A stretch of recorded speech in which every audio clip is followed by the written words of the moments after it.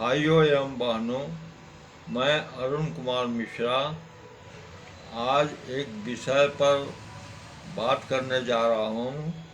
इसका शीर्षक है अक्षर रूप ओम का ज्ञान। तथापि वक्षे तमहं शिवस्य कृपवैवहि शिवोऽस्माकं च युष्माकं रक्षां गृहातु भूरिशः। तथापि भगवान शिव की कृपा से ही मैं इस विषय का वर्णन करूंगा। वे भगवान शिव हमारी और आप लोगों की रक्षा का महान भार बारंबार स्वयं ही ग्रहण करें। नाम है प्रकृति से उत्पन्न संसार रूपी महासागर का। प्रणव इसे पार करने के लिए दूसरी नाव है। इसलिए इस ओंकार को प्रणव की संज्ञा देते हैं। ओंकार अपने जप करने वाले अपने साधकों से कहता है, प्रपंच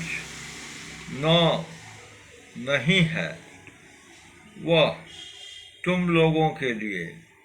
अतः इस भाव को लेकर भी ज्ञानी पुरुष ओम को प्रणव नाम से जानते हैं। इसका दूसरा भाव यह है, प्रकर्षेण नयेन वह युष्मान् मोक्षम इति वा प्रणवः। अर्थात यह सब उपासकों को बलपूर्वक मोक्ष तक पहुंचा देगा। अपना जप करने वाले योगियों के तथा अपने मंत्र की पूजा करने वाले उपासक के समस्त कर्मों का नाश करके यह दिव्य नूतन ज्ञान देता है। इसलिए भी इसका नाम प्रणव है। उन माया रहित महेश्वर को ही नव अर्थात नूतन कहते हैं।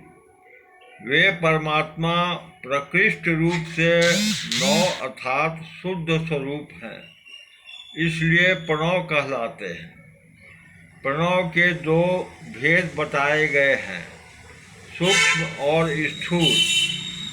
एक अक्षर रूप जो ओम है उसे सूक्ष्म प्रणव जानना चाहिए। ओम, अ, उ, म इन तीन तत्वों से युक्त है। अ शिव हैं, उ शक्ति हैं और मकार इन दोनों की एकता है।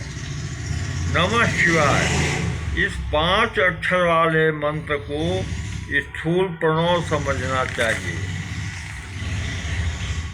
ओंकार ही परमात्मा का धाम है। जिस समय स्त्री और पुरुष आपस में प्रेम पूर्वक मिलते हैं, उस समय वे अवश्य ही एक दूसरे की कामना पूर्ण करते हैं।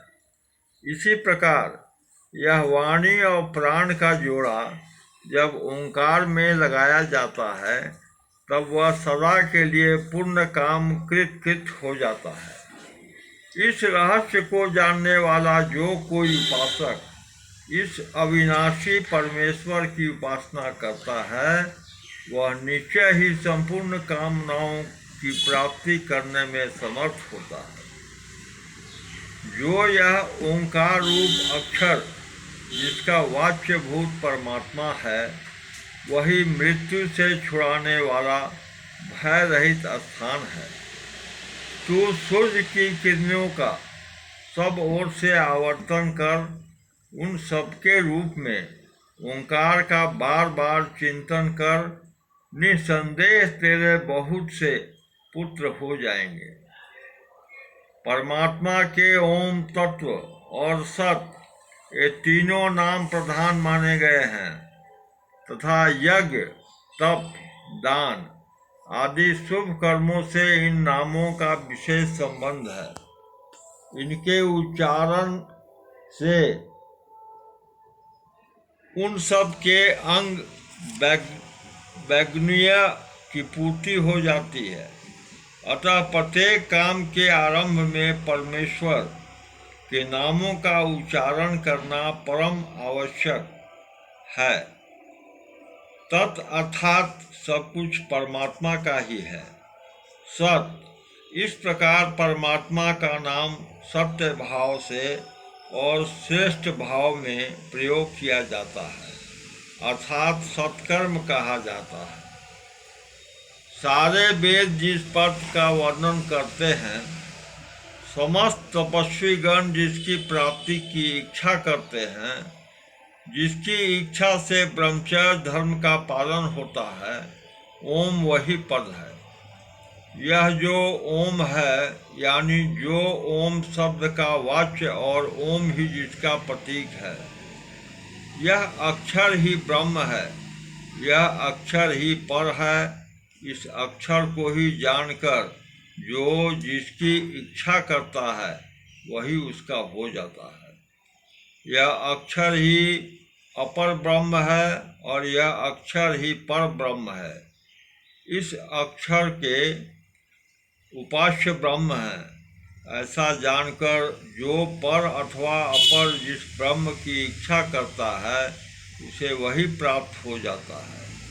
यदि उसका उपास्य पर ब्रह्म हो तब वह केवल जाना जाता है, और यदि अपर ब्रह्म हो तो प्राप्त किया जा सकता है। जो द्रुलोक से भी ऊपर, पृथ्वी से भी नीचे और इन दोनों के बीच में भी है, ये सब के सब जिसको भूत भविष्य और वर्तमान कहते हैं, यह काल किसमें ओतप्रोत है? यह शब्द आकाश में ओतप्रोत है। यह आकाश किसमें ओतप्रोत है? इस तत्व को ब्रह्मवेता लोग अक्षर कहते हैं। इस प्रकार यह अक्षर सबको धारण करने वाला बताया गया है। जो इसका ध्यान करता है वह सूर्यलोक में जाता है और पापों से मुक्त हो जाता है। धन्यवाद।